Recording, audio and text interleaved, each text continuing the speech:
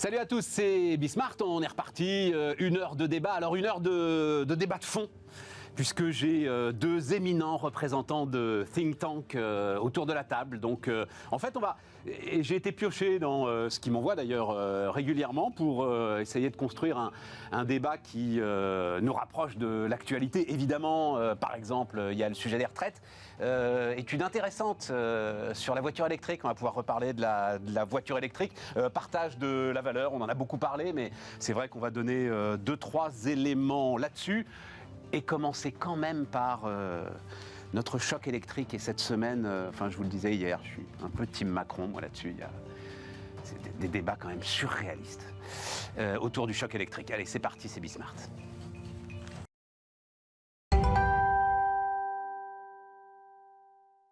Autour de la table, donc, Erwan Tizan. Salut Erwan, Bonjour. Directeur des études de l'Institut Sapiens. Nicolas Marquez. Salut Nicolas, directeur général de l'Institut Molinari. C'est toi, Erwan, je crois la toute première fois où on avait commencé à débattre ensemble, qui m'avait parlé de la grande misère des think tanks. Tout à fait. En France. Je sais plus, tu me donnais des chiffres de budget comparés entre, par exemple, la France et l'Allemagne. Tu as encore ça en tête? Le budget moyen en France, bon, après il y a 180 think tanks, donc tous ne se valent pas, tous ne sont pas de l'excellence de l'Institut Molinari ou de l'Institut Sapiens. Ou de l'Institut, c'est toi qui l'as dit. mais il faut savoir qu'en France, donc, le budget moyen d'un think tank, c'est 300 000 €. On est à peu près à 30 millions d'euros en Allemagne, on est à peu près à 30 millions d'euros en Angleterre et on est à 300 millions d'euros aux États-Unis. Pourquoi? Parce qu'en fait, en Allemagne, en Allemagne déjà, c'est les syndicats qui font beaucoup appel au think tank, le Mittelstand qui fait beaucoup appel au think tank. Et en Angleterre, tu as beaucoup comme aux États-Unis d'ailleurs, tu as ce côté un peu plus philanthropique où c'est normal quand dans certaines fortunes arrosent des think tanks, des fois qui ne sont pas de leur obédience. Moi, j'ai rencontré des mecs qui disaient, moi, je finance un think tank avec lequel je ne suis pas du tout d'accord avec lui pour savoir où j'habite en fait. Et tout ce qu'il dit, moi, je suis en polarité négative avec tout ce qu'il dit. Et en France, on n'a pas du tout ça. Et donc, du coup, parce qu'en France, déjà, le terme n'est pas. Peut-être qu'il faudrait qu'on trouve nous aussi un terme plus marketing. Mais en France, quand tu parles de think tank, tu dois. Maintenant, les gens comprennent un petit peu, mais tu dois te dire non, on n'est pas un cabinet de lobbying, non, on n'est pas un cabinet de conseil, on est un peu tout ça, mais on est plus que ça, quoi. Et le truc, c'est que déjà, tu as une parole qui n'est pas forcément respectée de la part des think tanks, parce que quand on fait une étude, tu as toujours un politique qui dit oui, mais moi, sur mon marché, on m'a dit que. Donc, du coup, forcément, ça vaut rien. Vos 30 pages de modèle économétrique ne valent rien. Ce que tu n'as pas forcément ailleurs. Donc, c'est une crédibilité qui commence à se construire. Moi, ça fait 8 ans que je suis dans ce secteur-là. Je dois dire qu'entre 8 ans et maintenant, il y a quand même beaucoup d'efforts qui sont faits. Il y a eu un effort de professionnalisation énorme qui a été fait de la part des think tanks. On n'est plus sur le petit doigt. Il y a 8 ans, on était au doigt mouillé. Tu arrivais, tu faisais un tweet, un communiqué de presse en disant bon, on va dire combien, 15, 20, ça va coûter 25 milliards, allez hop, adjugé vendu. Ouais. Tu balançais ça, tu étais repris partout. Ouais. Aujourd'hui, tu es un peu plus challengé, et aujourd'hui, si tu dis une saucisse, tu perds ta crédibilité. Oui. Mais il y a encore cette culture, notamment dans le financement, qui doit être faite. Il y a le côté philanthropique qui manque un peu. Nicolas, il y a une culture du financement qui manque, mais ce qu'on voit, c'est effectivement il y a un gros apport des think tanks au débat d'idées. Parce qu'un des gros problèmes de la France, c'est que historiquement, le débat d'idées, il était fait au sein de l'administration. C'était le plan pendant des décennies qui réfléchissait et qui construisait l'idée avec les syndicats, avec les partenaires sociaux. Et il y avait une vraie réflexion. Le débat d'idées, il était aussi fait dans les assemblées. Et en fait, tout ça, ça a disparu. Le plan est l'ombre de lui-même. Le débat d'idées dans les assemblées, il est très court terme. C'est le gouvernement qui fait l'agenda. Il n'y a plus de construction d'idées, de co-construction d'idées dans les syndicats, de moins en moins. Il n'y en a plus du tout dans les partis politiques. Plus dans les partis. Et finalement, les seuls acteurs qui irriguent le débat, c'est France Stratégie. Malgré, ils ont une certaine indépendance, mais ils sont dépendants de la commande publique. C'est l'INSEE. Donc c'est des gros compresseurs. Dans la fonction publique, il y a beaucoup de gens sachants qui n'ont pas le droit de parler. C'est incroyable. Vous avez des très très hauts fonctionnaires qui ont des avis passionnants, qui sont des puits de richesse, de finesse. Ils n'ont pas le droit de parler puisqu'ils ne sont pas ministres. Tu le vois en ce moment avec la commission d'enquête sur le nucléaire. Oui. Oui. Où tu vois sortir des gars que tu ne connais pas, qui disent des trucs, mais passionnants. Mais ça, c'est vrai dans tous les domaines. Vous travaillez retraite, qui est une chose qu'on analyse beaucoup en ce moment. Vous avez des dizaines et des dizaines de chassants qui tirent la sonnette d'alarme depuis 10-20 ans. Et ça, c'est parce que quand on a une pensée prospective qui est trop axée publique et pas indépendante, pas assez de think tank, mais finalement, on a des idées qui tourneront. Est-ce que c'est pas aussi une espèce de... Enfin, c'est très lié à la Ve République, c'est-à-dire le pouvoir c'est... Le président de la République sait. Une sorte de pensée immanente. Je pense que ça s'est accéléré dans les dernières années. Vous prenez par exemple le créateur de la Ve République, De Gaulle, il n'avait pas d'idée préconçue sur l'économie. Et il laissait ça aux économistes. Et en l'occurrence, il s'est bien entouré avec des RUEF, et il les laissait travailler. Aujourd'hui, on a un politique qui est dans le Twitter, dans l'échéance à 2 semaines, et donc il n'y a plus aucun travail de fond, hormis les think tanks et hormis les institutions publiques où il y a une vision long terme, mais ils sont freinés. On a vu dans les dernières années quelques remises en ordre de grandes institutions publiques parce qu'elles n'avaient pas été exactement dans la ligne du parti. Auparavant, ça n'existait pas. Oui, mais on ne peut pas dire ça de l'INSEE, Nicolas. Non, l'INSEE est sans doute la plus protégée, parce que l'INSEE a cette masse critique incroyable. À l'INSEE, finalement, vous pouvez déplaire au pouvoir sur un sujet, mais de toute façon, vous êtes clé. Vous êtes protégé notamment par le système européen de statistique. On a besoin de quelqu'un pour alimenter le système européen de statistique. Il y a d'autres institutions, par exemple le Conseil d'orientation des retraites, ils sont monosujets, ils sont dans la ligne du parti. Ils ne peuvent pas sortir, ils ont moins d'indépendance. Oui, et puis surtout, ils font un job. Enfin bon, mais on en reparlera. D'ailleurs, l'INSEE en ce moment. Sur le côté politique, c'est un sujet d'économie politique de plus long terme, mais je pense que Nicolas, c'est pareil. La plupart des politiques que j'ai pu rencontrer dans ma jeune carrière, j'ai eu 3 types de réponses. J'ai eu celui qui me disait non, mais ça, je sais. Avant même que tu aies commencé l'explication. Donc toi, tu viens avec ton expert santé, ton expert industrie, ton expert énergie, ton expert machin, à sa demande. Hein. Tu réunis 4 top experts autour de la table en 10 minutes, il te dit non mais je sais, j'ai compris et je vais vous expliquer comment ça fonctionne. Tu as celui qui te dit, quand tu lui proposes des choses un petit peu nouvelles, qui te dit non mais ça les Français sont pas mûrs. Donc ça c'est celui qui prend les gens, t'as celui qui te prend pour un con, t'as celui qui prend les autres pour des veaux, et puis t'as celui qui fait mine de comprendre et qui te dit effectivement mais moi je peux pas parce que vous comprenez, moi je vise la place de suppléant au conseil général de là, donc il faut que j'ai une note spécifiquement sur ce qui se passe dans le pays de Côte d'Or par rapport à telle et telle industrie. Oui mais tu es aussi à la commission des finances de l'Assemblée nationale et là tu vas porter un projet, ce serait pas mal que tu le portes aussi. Et donc du coup ça pose aussi le problème du politique qui n'a plus le temps, qui n'a plus les moyens de se former ou qui vit dans un autre monde cognitif. Et c'est pour ça que moi je pense qu'on parle de réforme institutionnelle. Je pense que les économistes doivent s'y intéresser aussi à cette réforme institutionnelle parce que notre parole est directement liée à ça. Quand tu vois que les députés aujourd'hui n'ont pas les moyens d'avoir un vrai cabinet comme tu peux l'avoir dans d'autres pays, dans d'autres républiques parlementaires avec des experts, etc., ça pose quelques soucis. On peut faire une réforme en se disant, nous c'est une proposition qu'on avait, on coupe à 300, 350 députés, par contre tu leur donnes de quoi recruter un cabinet de 10 personnes. Et dans le cabinet, tu as un expert scientifique, tu as un économiste, tu as un juriste, tu as un spécialiste des énergies, spécialiste du droit européen, et à côté de ça, tu adosses, tu mets je sais pas, 200... Système américain. Voilà, tu mets 200, 300, 400, 500 millions d'euros par an, justement, pour aider des think tanks, pour assurer leur indépendance aussi. Tu mets France Stratégie, INSEE dans la boucle et tu fais une espèce de gros consortium qui fait des évaluations ex ante, ex post de toutes les réformes. Et aucune réforme ne peut être votée sans ces évaluations-là. On avait déjà parlé, ça, Nicolas, parce que je me souviens que toi, grand pourfendeur de la dépense publique, tu avais dit ça, c'est de la dépense publique utile. Voilà.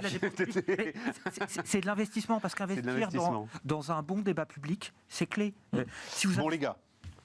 Faut pas nous lancer là-dessus, Stéphane. On a trop à dire. Moi, je juste votre sentiment. Alors, attention pour bien. Le sujet n'est pas la faute à qui, la fermeture de Fessenheim, machin. Je crois que là-dessus, tout a été dit. Il y a une commission d'enquête au Sénat. Il y a des experts qui parlent, machin. Moi, c'est plus la réaction.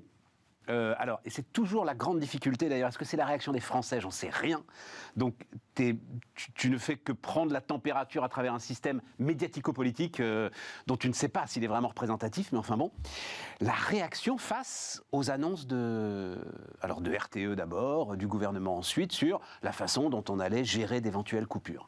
J'ai été sidéré par l'espèce de, comment est-ce que je vais appeler ça, effet de panique, j'ai l'impression, allant chercher, alors comme l'a dit le président de la République, la question de savoir si tel respirateur, tel ascenseur, Voilà, j'ai été sidéré par ça et ça m'inquiète un peu parce que il va falloir à un moment apprendre à gérer le risque. Le risque revient en force, le risque s'accélère, les impacts des risques s'accélèrent, donc... va falloir quand même qu'on soit un peu adulte dans nos réactions. Je sais pas, voilà, je vous donne mon sentiment. Comment est-ce que vous regardez ça ? Déjà, il y a eu pas mal d'amateurisme. Le truc, c'est qu'on est dans un environnement aujourd'hui, on revient sur le biais qu'on disait avant, tout se fait de manière instantanée, on est tous à la recherche de la petite phrase, que ce soit les médias ou les influenceurs sur les réseaux sociaux, quel que soit leur agenda politique. Et du coup, quand tu entends quelqu'un qui te dit, effectivement, ceux qui ont des respirateurs sont peut-être pas forcément... ça devient, je sais pas si tu te balades sur YouTube ou sur des réseaux sociaux, ça devient tout de suite, le gouvernement veut euthanasier les machins. Mais non, mais on rigole, mais parce que c'est absurde. Mais quand tu regardes les viralités de ces vidéos-là, nous on avait bossé chez Sapiens justement sur le côté les réseaux sociaux démocratiques. Quand tu as une vidéo du gouvernement qui fait quelque chose comme 500 vues et quand tu as des vidéos de ces mecs-là qui font 600, 700, 800 000 vues, tu te poses aussi la question de la perforation de ce discours-là. Donc déjà, il y a eu ça. Deuxièmement, après, effectivement, c'est vrai qu'on a un genre plein délire, ça accumule un climat de sinistrose qui est absolument délétère, je trouve, parce que tu vas retenir ces petites phrases. Il fallait quand même prévenir les gens, on est d'accord, il faut leur dire de charger EcoWatt, il faut aller regarder. Ça a été fait. Non, mais ça a été fait. Pas la peine d'en rajouter, d'aller sur le petit point Moi, je trouve ce qui s'est passé avec les respirateurs, je trouve ça dingue. Oh oui, mais ça, c'est une maladresse. C'est le gars de RTE qui. Mais oui, mais cette maladresse-là, elle fait mal. Elle fait mal parce qu'on va retenir que ça. Et comme ce qui s'est passé sur les masques, comme ce qui s'est passé pendant le Covid, le problème, c'est que tu es dans un environnement. Il aurait fallu vraiment serrer le truc à fond. Mais tu dois être au cordeau sur ce genre de communication. Quand tu es en guerre, là, on va peut-être nous annoncer, nous sommes en guerre contre ou avec l'atome. Mais tu dois être au cordeau. Tu es sur la ligne de crête. Tu te permets pas justement de partir un côté ou l'autre. Et là, il y a eu des approximations. Et malheureusement, toute la défiance va se faire comme le complotisme est né à partir du côté. Vous inquiétez pas, il y a pas de problème sur les masques. Là, je pense que tous les discours vont partir de ça aussi. Et après, tu enclenches une méfiance qui, économiquement, là aussi, a des effets plutôt négatifs. Ouais. Nicolas ? Alors c'est marrant parce que moi je l'ai perçu un peu différemment, le porte-parole de RTE qui dit attention les respirateurs là.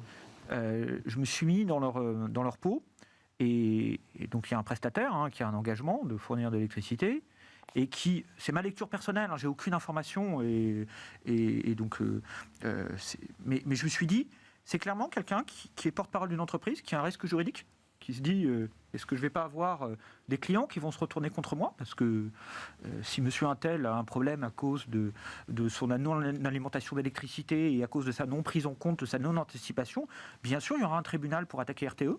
Et je me suis dit, à un moment donné, dans le process, les gens de RTE n'ont pas été assez sécurisés, n'ont pas été rassurés, se sont dit, il n'y a pas assez de communication. Donc on va faire cette couche de communication qui sera bien sûr anxiogène, elle est anxiogène, mais au moins on aura fait les choses et on sera protégé. Parce que souvent, on est dans l'injonction de différents... Et donc le gars qui a un respirateur va aller chercher une batterie, quoi. Voilà. Et cette communication, à la fin, on dit, elle était anxiogène, parce qu'il n'y a pas de problème. Moi, je suis marin, par ailleurs. J'adore l'eau, j'adore la mer, j'adore la voile. Et vous savez, on empile les sécurités pour créer de la redondance. Ouais. Et aujourd'hui, on est dans des schémas très, très courts. On n'est plus du tout habitué à la redondance. On serait canadien. On ne vivrait pas du tout ces moments comme aujourd'hui. Au Canada, tout le monde a son groupe électrogène dans son jardin. Tout le monde sait que l'électricité est coupée. D'ailleurs, ils la remettent en une journée, 2 journées. Ils font en termes de logistique, ils sont bien meilleurs que nous. Mais c'est une société qui a conscience de la fragilité de l'électricité. Nous, on a construit tout avec un approvisionnement électrique qui était comme... Mais parce que, Nicolas, c'est une société qui est canadienne comme américaine, confrontée au choc et à la violence de la nature. Exactement. Depuis des siècles. Exactement. Et donc elle sait que l'État ne peut pas tout. Voilà. Et nous, il va falloir qu'on l'apprenne. Et donc, voilà. Et donc je ne suis pas gêné parce que ce qu'a dit la personne de RTE. Et j'ai même envie de lui dire bravo. Parce que anticiper, ça permet de prévoir et de diminuer les risques. Pas mal. Good. Avec quoi on repart retraite. Ah oui, parce que alors, réforme des retraites, parlons de... On en a beaucoup parlé ensemble, Nicolas, et on n'a jamais vraiment le temps de parler de la capitalisation. Oui. Et moi, j'entends beaucoup, la capitalisation est un leurre, c'est-à-dire que ça prendrait beaucoup trop de temps d'accumuler l'épargne nécessaire à ce que cette capitalisation puisse commencer à verser une rente suffisante pour être notable par rapport à la répartition. Donc c'est quoi exactement l'équation d'une retraite nationale par capitalisation ? Ok. Alors la bonne équation des économistes, le bon conseil, c'est de mixer répartition et capitalisation. On est d'accord. Et un bon mix pour la France, Philippe Trainard l'a encore réexposé il y a quelques mois, c'est 2 tiers de répartition, 1 tiers de capitalisation. Donc c'est quelque chose qui est assez atteignable. On a déjà des entités en France qui sont bien au-delà. Vous prenez la Banque de France, les retraites sont provisionnées à 100%. C'est d'ailleurs incroyable. À la Banque de France, les retraites ne coûtent rien. Ils consomment les dividendes et les plus-values de leurs fonds. Oui, mais ils ont commencé quand ? Ils ont commencé sous Napoléon. Eh ben voilà. Mais ils se sont renforcés dans les dernières années pour arriver à provisionner à 100%. Autre profession... Attends, parce que je veux qu'on ait les ordres de grandeur en tête. Ouais. Quand on dit 2 tiers, 1 tiers, c'est quoi les retraites, c'est 14% de PIB. 14% du PIB. Et en milliards, ça donne quoi ? 250 330 milliards. Exact. Donc ça veut dire qu'il faut que tu aies quand même la capacité de monter un fonds qui te serve 130 milliards de rendement chaque année. Tout à fait. Si on était le pays moyen de l'OCDE, on aurait un fonds qui aurait 100% du PIB et qui nous servirait à peu près 1 tiers des retraites. Ça, la plupart de nos voisins l'ont fait. Notre assurance vie, elle est à quoi ? À 1600, 1700 milliards d'euros d'encours ? Exactement. Et pas toujours bien investi. Donc il faudrait quand même un rendement de 10% pour l'ensemble de cet encours pour avoir tes 130 milliards, tu vois, Nicolas. Les montants me semblent inatteignables, en fait, aujourd'hui. Tous nos voisins l'ont fait. Oui, tous nos voisins l'ont fait. Mais si je commence aujourd'hui, au bout de combien de temps est-ce que j'arrive à servir ce rendement de 130 milliards ? Il faut 40 ans. Il faut 40 ans. Le bon exemple, c'est par exemple ce qu'ont fait nos amis québécois pour leurs fonctionnaires. Ils fonctionnaient en répartition. Et un jour, ils se sont dit que ça allait être un boulet pour les finances publiques. Ils ont commencé à prendre les nouveaux fonctionnaires, à provisionner, à capitaliser leurs cotisations. Bien sûr, il fallait continuer à servir les retraites en répartition des anciens fonctionnaires. Donc, ils ont emprunté. Le choix était très, très gagnant, puisque le rendement sur les marchés financiers est bien supérieur au coût d'emprunt. Et eux, ils ont provisionné à 100% les retraites des fonctionnaires. Alors, on n'a pas besoin du tout de faire ça. Je comprends. Nous, ce qu'il faut faire... tu m'as donné la réponse. Il faut 40 ans. Il faut 40 ans. Il faut 40 ans. Et deuxième point, je te donne la parole après, Erwan, c'est justement la source de financement. Ouais. C'est-à-dire, si tu fais la capitalisation, d'où vient l'abondement ? Eh bien, au début, la bonne logique, dans un pays où il y a déjà beaucoup de prélèvements obligatoires, c'est de dire qu'on va financer ça par de l'endettement. Ah ouais. Et c'est clé, parce que quand l'État s'endette, ou même la CADES, ils s'endettent à 1 ou 2%. Quand ces sommes sont placées, elles rapportent 5 à 6%. Donc, c'est irrationnel de ne pas s'endetter. On a eu un fonds de réserve des retraites à un moment d'ailleurs. On l'a toujours. Toujours. Il rapporte 10% par an. Ouais. Et il est de combien ? Il est de 20 milliards ? 50 milliards. Non, désolé. Non, ça c'est préfonds et... Alors, le fonds de réserve des retraites, quand Lionel Jospin a proposé sa mise en place, il avait dit qu'il fera 150 milliards en 2020.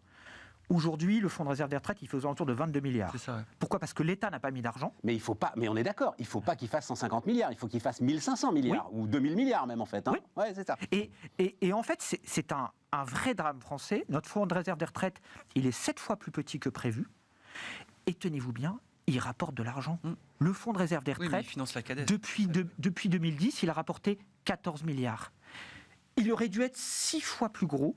Ça veut dire qu'il aurait dû rapporter près de 80 milliards à nos finances publiques. C'est ça. Si on avait maintenu le rythme Jospin, on serait pas loin des 1000 milliards aujourd'hui, quoi, en fait. On serait pas loin des 150 milliards. Oui, enfin, de 1000 milliards de capi. Et on serait pas loin de 80 milliards de gains. Et ça, c'est clé. Et d'ailleurs, je ne sais pas si vous avez suivi le lapsus de Borne quand elle a présenté la réforme des retraites. Elle a dit, bon voilà, on va reculer l'âge de la retraite, et puis on va mettre de l'ordre dans les régimes spéciaux. Et elle commence par citer le régime spécial de la Banque de France, qui est un tout petit truc. Oui, fou. Il est à l'équilibre. Il est équilibré. Il a rapporté 690 millions de dividendes à l'État l'an passé. Et après, seulement, elle parle de la RATP, de la SNCF, et elle ne parle jamais de l'État, qui est le plus gros régime spécial, qui a promis 2700 milliards et qui n'a rien provisionné. Si Elisabeth Borne commence à dire qu'on va rationaliser le régime de la Banque de France, qui n'a pas besoin d'être rationalisé, qui est excédentaire. C'est tout simplement parce qu'elle veut prendre les 15 milliards de réserve. Elle veut piquer le pognon. Pour financer sa réforme. Tout à fait. Et bon, c'est... Non, mais voilà. Voilà des chiffres qui sont clairs. Erwan, tu valides le truc ? Nous, alors, non. Vas-y.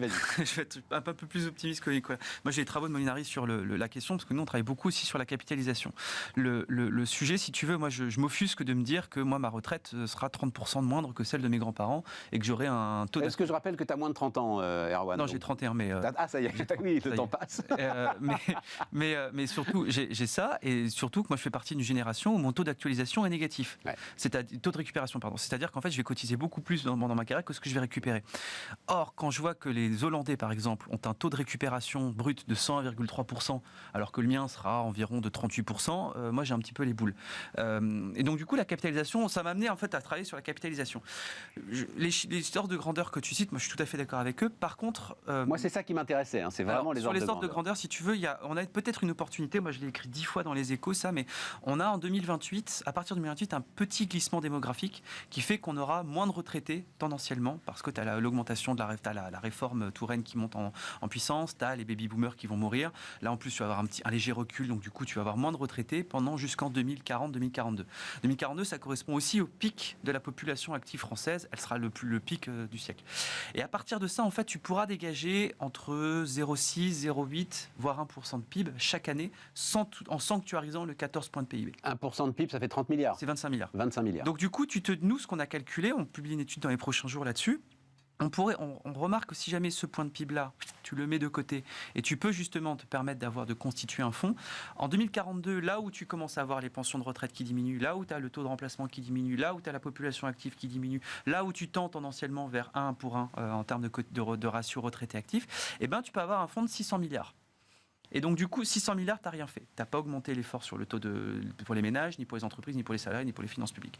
Si jamais tu doubles cet effort-là, justement, par un peu de dépenses publiques, par des diminutions à droite, à gauche, etc., tu peux te permettre de verser un 13e mois à tous les retraités.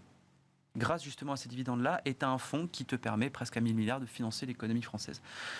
C'est pas dans 40 ans, c'est 2042. Par contre, il faut le faire dès 2028. Dès 2028, ça veut dire qu'il faut commencer à constituer le fonds maintenant. Ça veut dire qu'en gros, 2023-2024, c'est la dernière fois qu'on peut le faire.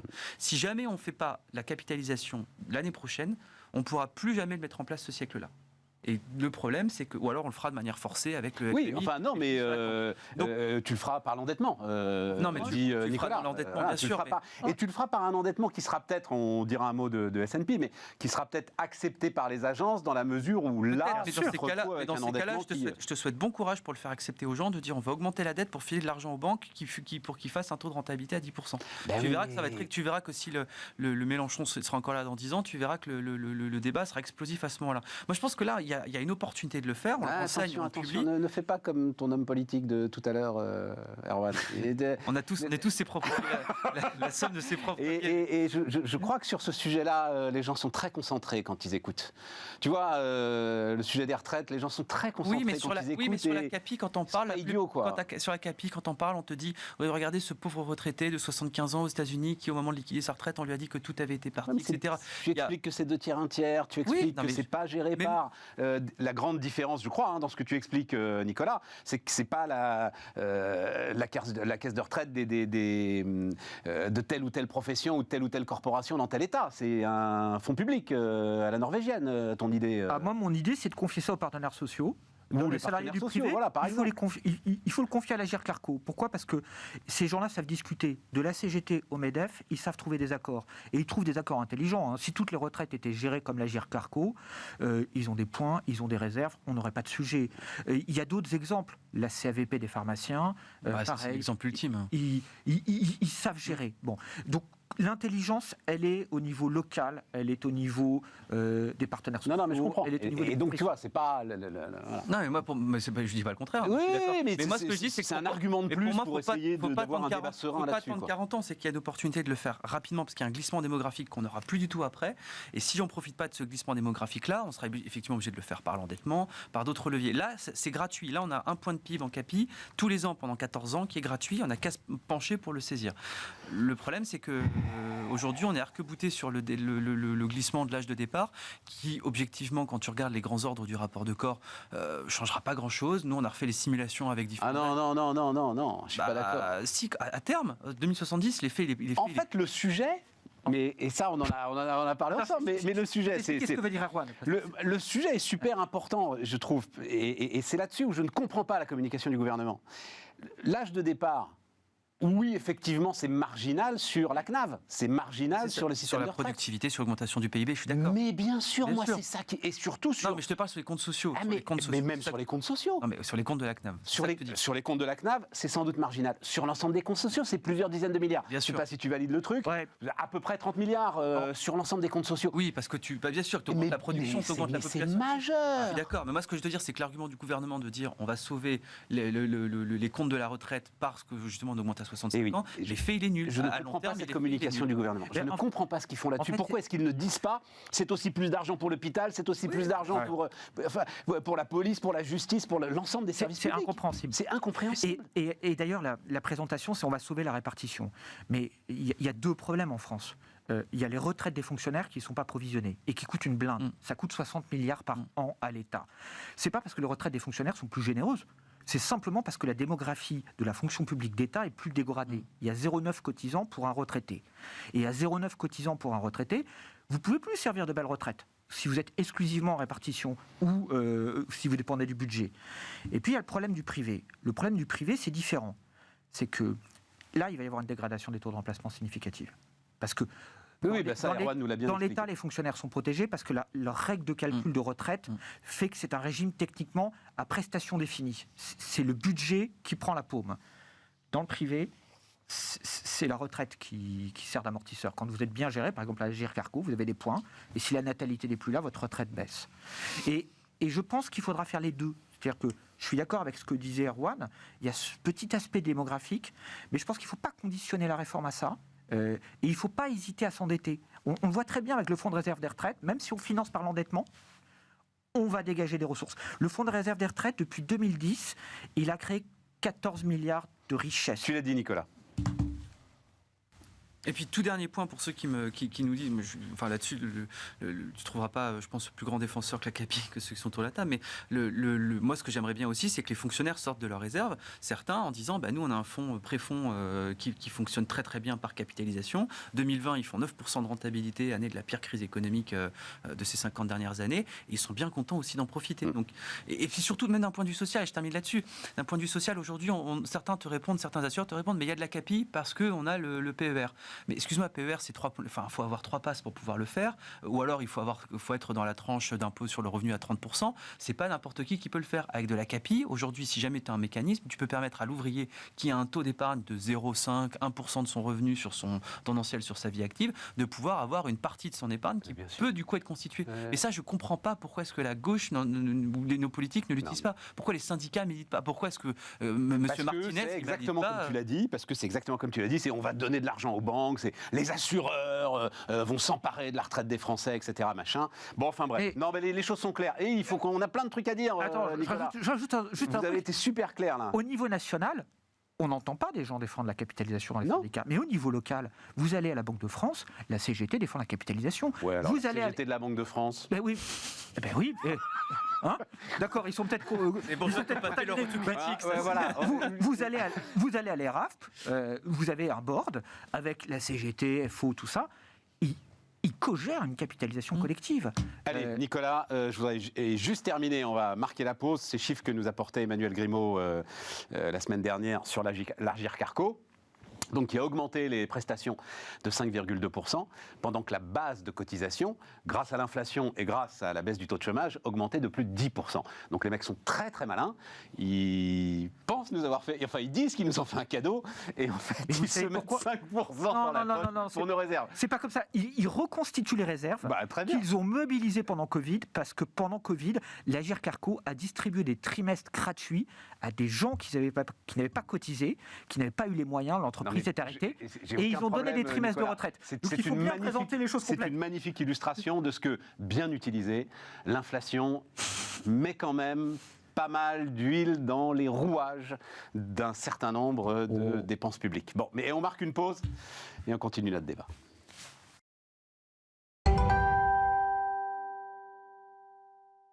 On repart, les amis. On repart. Alors, partage de la valeur. On en a déjà beaucoup parlé, Nicolas, Erwan. On en a beaucoup parlé ensemble, Erwan. Mais c'est vrai que tu m'apportes 2 graphes qui sont exemplaires d'une communication que tu as faite devant les partenaires sociaux. D'ailleurs, c'est ça, Nicolas, pour l'Institut Molinari.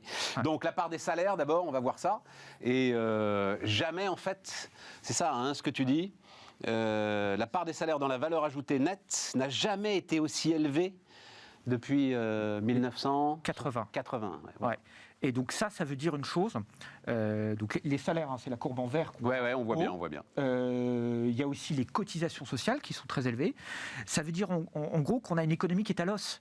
Si on veut améliorer la situation des salariés en augmentant les salaires, on se trompe. Parce que concrètement, vu la création de richesses, vu la valeur ajoutée de notre économie française, on est déjà au taquet. Voilà.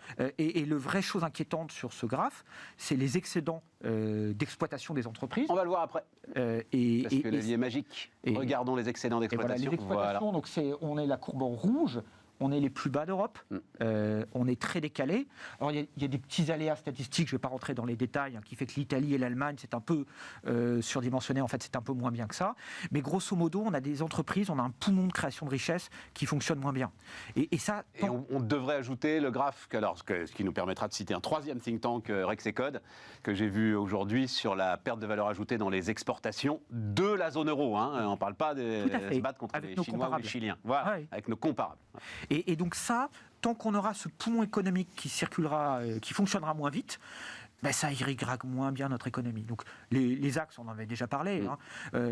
On a normalisé les impôts sur les sociétés, on a rejoint la moyenne. Il reste à normaliser les impôts de production, qui sont en fait des impôts contre la production, qui poussent les délocalisations. Et tant qu'on ne fera pas ça, on ne retrouvera pas une dynamique des salaires. Parce qu'il y a juste une chose clé, hein, c'est que certains croient que les entreprises paient des impôts. Mais en fait, une entreprise ne paie jamais d'impôts. Elle le reporte sur son consommateur s'il veut bien payer. Et si le consommateur ne veut pas bien payer, elle se retourne vers l'actionnaire et le salarié. L'actionnaire, généralement, il prend sa paume pendant quelques années parce qu'il a investi et il a des coûts de sortie et des délais de sortie longs. Mais à la fin, c'est toujours le salarié qui paye. Concrètement, la plupart des études économiques sont convergentes. Quand il y a 1 euro d'impôt en plus sur une entreprise, impôt sur les sociétés ou impôt de production, à la fin, c'est 80 centimes de salaire en moins. Erwan, un truc à ajouter sur ce sujet ? Tout a été dit. Ouais, tout a été dit. Alors parlons de l'étude très intéressante que vous avez faite sur la voiture électrique. On va voir la petite cover de cette étude. C'est mon seul reproche d'ailleurs, Erwan, c'est qu'il faut arrêter avec ces photos à la con, là, quand même, c'est pas possible. Voilà. Il faut mettre des vraies photos, il faut arrêter avec les photos Windows. C'est un budget, tu sais, les photos libres. J'avoue, d'accord. Les 3 images. Ouais, on revient au budget des think tanks. On revient au budget des think tanks. Alors, tu veux donner pour la fin d'année, Stéphane? On va lui faire un putain d'adhésion, Stéphane. Mais je pense, écoute, c'est pas idiot. Non, mais oui, il faut être un peu cohérent avec soi-même à un moment. Je suis d'accord. Et donc, alors, on a dit beaucoup de choses. Moi, je vais tout de suite donc la conclusion de l'étude, c'est on va trop vite, trop loin. Mais ce qui m'a beaucoup intéressé, c'est la réelle différence, j'avoue parce que l'étude l'explique très très bien, entre trajet court et trajet long. Alors, on va voir un graphe un peu complexe, je vous le montre, mais Erwan va nous l'expliquer sur les émissions complètes, hein, des différents modes de propulsion, on va dire ça. Et en gros, on se rend compte, laissez-le à l'antenne qu'on ait le temps de bien le regarder, il y a une vraie différence en fait entre une petite batterie et une grosse batterie. Et tout est là. Et en fait, l'étude, c'est ça. Hein. Erwan dit, évidemment, pour les trajets courts en ville, etc. et tout, pas de problème. Pour les trajets longs, pour les berlines, c'est pas la solution. Tout à fait. Donc cette étude a été faite par un de nos experts qui est ingénieur qui s'appelle Philippe Charlez il y a quelques mois déjà. Et en fait, l'idée, c'est de toujours pareil, c'est de se dire comment est-ce qu'une décision, justement, là en plus européenne, a été prise de manière totalement uniforme pour tout le monde, alors qu'en fait, il y a des granularités qui peuvent s'exprimer de manière assez différente. Dans l'étude, on cite aussi, Philippe cite aussi le nombre de bornes qu'il faudrait à terme, justement, pour pouvoir couvrir ça. Et là où c'est intéressant, c'est que le côté hybride, justement, sur les longs trajets, ça permet en fait d'avoir des pertes de rendement rendements qui sont beaucoup moindres que ce que tu peux avoir justement sur l'électrique, parce que l'électrique est quand même à un rendement 3 fois moindre que le thermique. Bon, ça c'est de la thermodynamique, donc ça je vais pas me lancer là-dessus parce que je suis pas compétent là-dessus, mais de ce que j'ai compris, c'est que du coup, effectivement, cette hybridation de nos modes de transport, de dire en ville, effectivement, tu passes au 100% électrique, c'est faisable avec des formats type voiture 1 ou 2 places. Et donc surtout petite batterie, on l'a bien compris. Petit modèle, petite batterie. Petite batterie, et donc tu es à 74 grammes de CO2 par kilomètre, c'est ça. Grosse batterie, tu es à 122 grammes de CO2 par kilomètre, et là, tu deviens... En coût complet, en coût total. Voilà, de l'extraction à la production. Exactement, de l'extraction des mines jusqu'à la production. Et durée de vie aussi de la batterie. Et tu deviens finalement dans les ordres de grandeur des voitures thermiques. Tout à fait. Il y a ce qui se voit, ce qui ne se voit pas. Et là, du coup, à travers cette étude, ce qu'on avait voulu montrer donc, par la plume de Philippe Charlet, c'était de montrer effectivement qu'il y avait peut-être une solution hybride qui était effectivement de passer de prendre en compte la distance du trajet pour pouvoir avoir une politique différenciée, pour nous permettre en fait tout simplement de permettre à l'industrie de faire son retournement, pour ce qu'elle est en train de faire très bien, on a aussi l'occasion d'en discuter, mais aussi surtout de prendre en cause la réalité des chiffres. Et ça, quand tu l'expliques à la plupart des gens qui te disent effectivement ça pollue parce que je vois la fumée, l'électrique c'est super, ça fait pas de bruit, bah ça marque pas trop. D'où l'intérêt encore une fois de ce genre d'études et donc, du coup des think tanks. Tout à fait. Et l'étude explique très bien. Le problème, c'est que avec une obligation donc 2035 sur l'ensemble des modèles, les constructeurs, et c'est normal, et c'est ce qu'ils font aujourd'hui d'ailleurs, vont se concentrer en fait sur les grosses berlines parce qu'il y a plus de marge. Et donc vont se concentrer sur les grosses batteries. Et donc voilà. Tu restes plus polluant. Et donc du coup, tu ne vas pas vraiment améliorer ton bilan. Le deuxième élément étant, mais alors ça, celui-là, il aide. Ça, c'est vraiment pas dans le débat public. Enfin, je l'ai très peu entendu. En revanche, le deuxième élément, il est assez présent dans le débat public, et on va le voir, qui est que tu remplaces une dépendance par une autre. Et tu vas remplacer donc ta dépendance au pétrole par une dépendance aux métaux. Alors là, le graphe est un peu compliqué à lire à la télévision, mais je voulais juste vous le montrer. Une petite différence quand même. Je préfère être dépendant du Canada et de l'Australie, et même à la limite du Kazakhstan, que d'être dépendant de l'Arabie Saoudite. Voilà. Il y a là petite dépendance. Et puis, d'ailleurs, c'est la une du Monde ce soir, le lithium, visiblement, on va aller le chercher. Enfin, mais il paraît qu'il y a des gisements en France. Donc, ah mais oui, non, mais c'est les terres rares ne sont pas rares. Elles sont rares parce qu'on a arrêté d'aller les chercher parce que c'était plus rentable. Voilà. C'est la question de cette nouvelle mondialisation, entre guillemets, qui a émergé depuis 2020. Moi, j'ai cette phrase de l'économiste argentin Raoul Prebisch qui dit toujours la souveraineté, c'est la capacité de pouvoir choisir ses propres dépendances. À la limite, moi j'ai envie de te dire qu'on soit moi, effectivement, je préfère aussi qu'on soit en commerce avec disons des pays qui sont, ça nous met sur un autre sujet. Ce sont les systèmes politiques les plus stables. Oui, bien sûr, bien sûr. Mais bon, après, il faut être cohérent avec soi-même par rapport à ce qu'on fait, par rapport à toutes ces autocraties aussi. Est-ce qu'on y envoie notre équipe de foot? Bon, ça c'est un autre débat. Mais tu vois, moi ce que je préfère, c'est me dire, je suis dépendant de certains pays avec lesquels j'ai offert aussi une dépendance technologique. Ah, je comprends. Parce que dans ces cas-là, moi j'ai toujours en tête ce qui s'est passé en Inde avec la diplomatie du deal de Doliprane. Hein. Les mecs, le 13 mars, ils ferment les exportations de Doliprane, enfin de principes actifs liés au Doliprane. C'est eux qui en produisent 90% dans le monde. Et ils le ferment pendant un mois. Ce qui fait que dans un mois et demi après, 2 mois et demi après, tu as commencé à avoir des tensions en France d'approvisionnement justement dans ta pharmacie. On n'avait rien à leur opposer. On ne pouvait pas leur dire, oui, mais nous, on ne pourra pas vous exporter, je ne sais pas, de taxes, de normes ou justement d'électricité. Et le problème, c'est que si jamais tu n'as pas ça, tu n'as pas justement... Et du coup, il a fallu attendre certains autres pays, notamment aux États-Unis, qui disent, si jamais vous ne rouvrez pas, nous, on bloque ça et ça. Et ils ont fait la liste. Et dans ces cas-là, ils ont réouvert en l'espace d'une journée l'exportation de principes actifs. Nous, en France, et de manière générale en Europe, si on n'a pas ça justement avec les pays du coup qui sont producteurs de ces différents biens-là, et bien effectivement, on ne se met non pas dans une dépendance, mais bien dans une vassalisation. Et ça me fait plus peur. Intéressant. Ouais, moi, je trouve que l'analyse d'Erwan et de Sapiens sur le sujet est excellente. Ouais, et le travail de Charles est très bien. On est rentré dans une vision caricaturale où on dit, ben voilà, on a été très bon en thermique, on a fait une révolution industrielle, on est des géants du thermique, on s'en débarrasse, on ne veut plus voir d'essence à partir de 2035, et ça sera tout électrique. Et donc ça, c'est le renoncement à l'idée d'un mix. c'est la création d'une dépendance.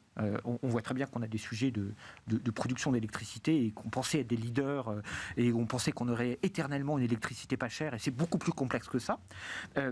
C'est aussi une vision un peu naïve. Pour construire une infrastructure de réseau, il faut des décennies. Donc 2035, bien sûr, ça va aider à aller plus vite, mais ce qui pour plaide autant, en plus encore pour les trajets courts, où énormément, et notamment tous les banlieusards avec des pavillons, rechargent chez eux. Et après, comme le disait très bien Erwan, l'hybride est important, parce qu'au-delà de la redondance, l'hybride est important parce que si vous avez une petite voiture électrique pour faire un trajet court, vous n'avez aucun problème. Si vous avez votre petite voiture électrique pour faire un Paris-Nice, ça ne marche pas.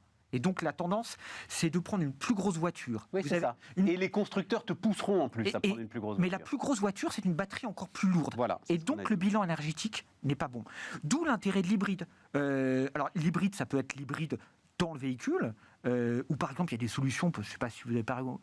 Tu connais Hippie Thunder de Jean-Baptiste Segard, tu prends ta petite voiture électrique, et puis derrière, quand tu fais ton trajet long, que tu fais 2 ou 3 fois par an, ta remorque, une toute petite remorque compacte. Dans lequel tu as un moteur. Et tu as un moteur. Mais ça te permet d'éviter d'avoir la course à la batterie la plus grosse qui renchérit le véhicule et qui te dégrade ton bilan énergétique. C'est le credo d'un constructeur qui fait un tout petit peu plus de voitures que celui que tu as. Lui, il fait des outils. En l'occurrence, c'est Toyota, si tu veux, voilà. Et donc Toyota, alors l'hybride, c'est aussi un autre débat, etc. Mais juste Toyota qui est visiblement un peu de retard sur l'électrique, donc ça les arrange. Mais ce chiffre, il est quand même très impressionnant. Une même quantité de lithium fait une voiture électrique, donc grosse batterie, et 90 voitures hybrides. Et oui. Quand on en revient aux chiffres, quand même, on apprend des trucs des fois. 90 voitures. Donc, en gros, et moi je traduis ça autrement, en revenant sur l'étude de Sapiens, une même quantité de lithium fait une grosse berline et 90 voitures urbaines, petites voitures urbaines. Voilà. Et donc, la conclusion de ça, c'est qu'il faut arrêter de faire de la politique, il faut faire de l'économie politique. Et tant qu'on restera dans les registres politiques, on aura des décisions caricaturales, du type on arrête le nucléaire, après on réouvre, et ça sera la population qui en fera les frais. Et c'est pour ça qu'on a besoin des think tanks. Tout est lié ce matin. Mais oui, mais c'était un peu mon but, mon cher Erwan. Mais, et en même temps, moi, juste pour terminer, je suis un peu partagé là-dessus parce que j'ai été frappé par l'accueil fait à Imerys sur sa décision de rouvrir une mine de lithium dans le centre de la France. En gros, tout s'est bien passé. Bien sûr. Pour l'instant. Pour l'instant. Mais visiblement, on n'a pas de ZAD, on n'a pas de recours, on n'a pas de truc, on n'a pas de machin, etc. Pour l'instant. Mais est-ce que tu ne crois pas que... Et c'est là où l'espèce d'urgence électrique dans laquelle on se met tous fait que la population se dit, bon, bah oui, à un moment, il faut être cohérent, et à un moment, oui, il faut aller chercher ce lithium, puisqu'on l'a, allons le chercher, et essayons de réduire nos dépendances. C'est l'espoir que j'ai. Et si tu ne te mets pas dans cette tension, les choses deviennent plus compliquées.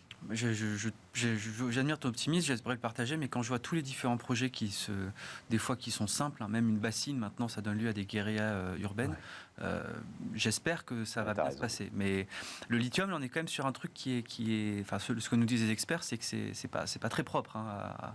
Tu fais un trou quoi. Ouais. Ah bah oui, c'est une mine. Oui. Et donc du coup, non mais c'est une mine ou une carrière quoi. Alors là, l'avantage c'est qu'elle est souterraine. On a fait il y a eu des ZAD pour moins que ça quoi. Donc moi je l'espère, j'espère sincèrement qu'il y aura. Mais il suffit que t'aies que 15 activistes un peu allumés qui décident de s'y mettre pour que ça fasse un sujet national et qu'on en parle pendant des mois. Donc j'ai oublié d'en parler au début, mais en même temps on était sur les think tanks, il a parlé du Doliprane. C'est vrai que Nicolas, toi tu as ton masque en permanence pour nous rappeler le Covid, et tu me disais que l'impact économique, alors il est évidemment massif en Chine, et on a vu les annonces qui ont été faites il y a 2 jours, mais il reste larvé sur l'offre de travail partout dans le monde. Raconte-moi ça. Oui, alors qu'est-ce qu'on voit sur Covid, c'est que il y a une partie de la population active qui se protège, parce qu'elle a autour d'elle des personnes à risque, Oui. ou elle est elle-même à risque. Et donc ça fait des changements de comportement d'actifs qui se retirent. Alors ça prend différentes formes. Ça prend, par exemple, quand vous regardez les séries de l'assurance maladie française, les indemnités journalières d'arrêt maladie ne sont jamais revenues au niveau normal. On est toujours à 50% en plus que par rapport à 2019. 50%? Oui, c'est majeur, personne ne vous en parle. Hein. Non. Une prochaine fois, je viendrai avec les graphes. Mais oui. Ça progresse même par rapport à l'an passé. Et ça progresse même par rapport à 2020. Pourquoi ? Parce que vous avez toute une série de personnes qui... alors, certaines ont des symptômes, c'est ce qu'on appelle le long Covid, et elles sont incapables de travailler. Et puis il y en a d'autres qui se disent, ben voilà, j'ai ma chimio, je ne vais pas aller dans une salle de classe de l'éducation nationale qui n'est pas aérée, même si je mets un masque, je suis enseignant, je vais l'attraper et ça ne va pas du tout m'aider. Donc je reste chez moi. D'autres, c'est je me retire plus tôt, je prends ma pré-retraite plus tôt. On le voit aussi très bien dans les pays sous tension, parce que nous, on est toujours habitués à un chômage élevé, mais vous allez aux États-Unis, vous allez en Grande-Bretagne, la population active s'est comprimée d'1 point à peu près. Toutes les analyses de la Banque d'Angleterre ou autres le disent, et ça a notamment contribué au phénomène inflationniste. Alors c'est à la marge à ce stade, mais en gros, il n'y a pas de retour à la normale sur la force de travail. Alors certains disent... Les gens sont déprimés, c'est la grande démission. Oui. Beaucoup plus complexe. La grande flemme aussi, voilà, j'ai vu. La grande flemme. Il y a sans doute des gens qui sont en arrêt maladie et qui sont des flemmards. Mais statistiquement, le fait que les indemnités journalières d'assurance maladie ne reviennent pas à la normale en France, c'est inquiétant. Et puis, vous avez aussi toute une série de secteurs d'activité où... l'hôtellerie, la restauration, le spectacle, où il y a des publics qui viennent moins. Parce que on n'a pas fait l'investissement, par exemple, sur la qualité de l'air. La qualité de l'air, c'est un truc de base qu'on devrait faire pour les sujets pollution, pour les sujets protection des plus faibles. C'est investir, modifier les systèmes de climatisation pour avoir des filtres et puis nettoyer. Bon, ce genre de choses, on en a beaucoup parlé. Le président de la République a dit qu'on allait faire un grand plan d'investissement, puis comme d'habitude, on est passé à autre chose, on l'a pas fait. Et donc, on a le coût. On a un Covid long pour l'économie. Concrètement, ça veut dire que ça diminue notre train de croissance. Et ça, c'est hyper important pour nous parce qu'on est tous des héritiers de la division du travail, de cette économie où la richesse est faite dans l'échange. Et si on n'intègre pas qu'en fait, il faut investir pour protéger la division du travail, pour protéger l'échange, le risque, c'est qu'on ait le taux de croissance moindre. Alors, je pourrais même reboucler avec nos sujets retraite. On dépend de la croissance pour payer toutes les choses. Bien sûr. Non, mais tu avais vu ça, Erwan, cette histoire des arrêts de travail, de l'assurance maladie Non, ça j'avais pas vu le chiffre. Et c'est vrai que tout le monde ne parle que d'une forme de modification psychologique de notre rapport au travail. Mais non, mais il y a des faits objectifs. Et l'assurance maladie, elle fait ses contrôles comme avant. Donc, c'est... Mais je pense qu'on ne mesure pas encore toutes les conséquences qu'a eu cette période-là sur la modification de nos structures économiques. C'est d'ailleurs un travail qui est très intéressant à faire, mais quand on parle de nouveau monde, on a souvent moqué l'expression, disons qu'il y a des nouveaux déterminants, je pense. Il y a des nouveaux déterminants qui se... moi, je ne crois pas du tout à la grande démission qu'on a eue en France, mais tu as d'autres pays où ça s'exprime effectivement. Tu as des modifications qui sont opérées. Donc du coup, il faut avoir des réponses managériales, logistiques, structurelles, infrastructures. Donc ça, on n'a pas encore pris le... Mais c'est pour ça que c'est un travail très intéressant, parce que malheureusement, on remarquera les transformations qu'il y a eu que quand la poussière sera retombée, donc que quand la transformation sera mature. Et on ne le vit que comme un rapport au travail et pas du tout comme un rapport au risque et comme un rapport à la santé. Alors que toi, tu dis c'est un rapport au risque et un rapport à la santé. En fait, on a perdu notre culture du risque dans tous les domaines. Oui, dans cette émission, on a parlé Covid, c'est un sujet risque. On a parlé énergie, c'est un sujet risque, on le redécouvre. On a parlé retraite, c'est un sujet risque. La bonne gestion du risque, tous les experts en gestion du risque vous le disent, c'est créer la redondance. C'est avoir le choix, avoir du stock. Bon, voilà, en santé publique, on est à l'os. What if dans les entreprises. Voilà, c'est le nouveau mot clé des chaînes logistiques, des processus P2P, etc. En énergie, on est à l'os. En Doliprane, on est à l'os. En retraite, on est à l'os. What if. Et ça, les entreprises en ont pris la mesure. Alors, je me souviens très bien d'une interview qu'on avait faite ici avec celle qui était à l'époque la patronne d'IKEA en France. IKEA, le champion mondial du flux tendu et du just-in-time, et qui dit c'est un changement radical pour nous. Voilà. Tout à fait. Eux en ont pris la mesure en tout cas. Oui. Il nous reste moins de 10 minutes. Immigration de travail ou dette, c'est les deux autres sujets que j'avais en tête. Donc la dette, on a un chiffre de France Trésor là, qui nous dit qu'on a besoin de 270 milliards d'euros en 2023. C'est à peu près stable, c'est toujours à peu près 10% du PIB. En moyenne, la France a emprunté à 1,03% en 2022. Belle perf, des gars de... Des champions. Ouais, belle perf des gars de France Trésor. Bon, voilà. Je sais pas, la menace de la dégradation de la note de la France par S&P est passée comme une lettre à la poste. Tout le monde s'en fout. Oui, et on a raison de continuer à s'en foutre, Erwan Je me rappelle le triple A, je venais de finir mes études quand il y avait les débats justement sur la perte du triple A. C'était un vendredi soir, François Baroin aux 20h. Moi j'étais en fin d'études, j'avais des grands macroéconomistes parmi les enseignants effectivement qui disaient que c'était la banqueroute quoi. Et au final, non. Donc, Mais en fait, la dette, c'est aussi un collatéral de l'économie. Bien sûr. Notre économie a besoin de dette parce que c'est ce qui back toute une série de choses. La question, c'est de la faire bien. Alors, moi, j'ai une petite remarque. L'agence France Trésor, c'est des grands pros. Oui. Alors, je vais revenir sur mon sujet favori du moment, les retraites. Si on avait déployé le quart, le 10e de l'intelligence, parce que notre sujet retraite qu'on aborde. Oui, parce que le rendement que vous me donnez sur le fonds de réserve des retraites, c'est une sacrée perf aussi.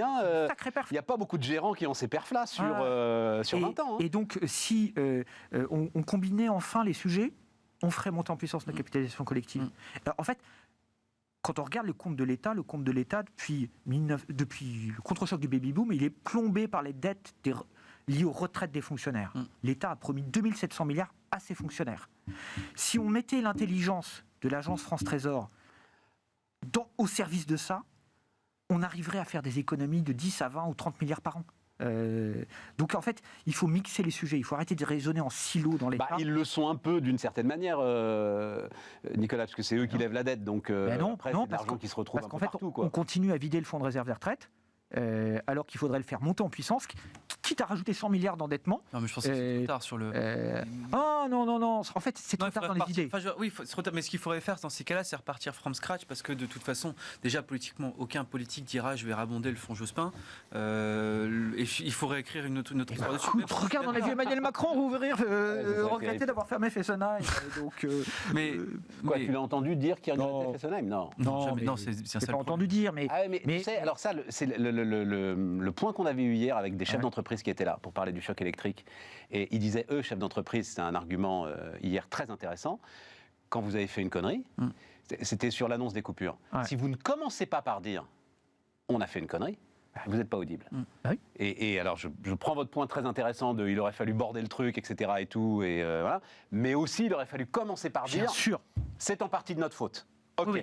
Maintenant, voilà ce qu'on va faire. Mais c'est ce qui rend la communication gouvernementale inaudible. C'est-à-dire qu'on a l'impression de personnes qui justifient en permanence leur choix, alors qu'en fait, tout le monde sait que les gouvernements ne sont pas omniscients, et le fait d'accepter effectivement l'erreur, ou un choix regrettable, parce qu'on sait après, ex post, avec toutes les données qu'on aurait dû faire différemment, c'est clé.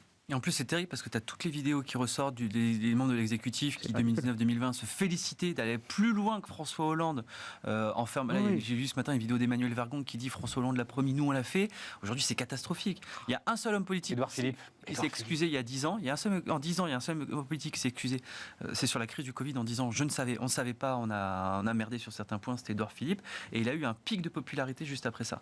Mais il ne s'est pas excusé sur Fessenheim, Édouard Philippe. Hier, il l'a dit à demi-mot. Il a dit j'aurais préféré ne pas celui qui il a comme d'habitude, mais je comprends pas en fait, parce qu'en plus on perd du temps, parce que plus justement ils vont attendre avant de dire on a fait une bêtise, plus justement on va mettre ce sujet sur la table.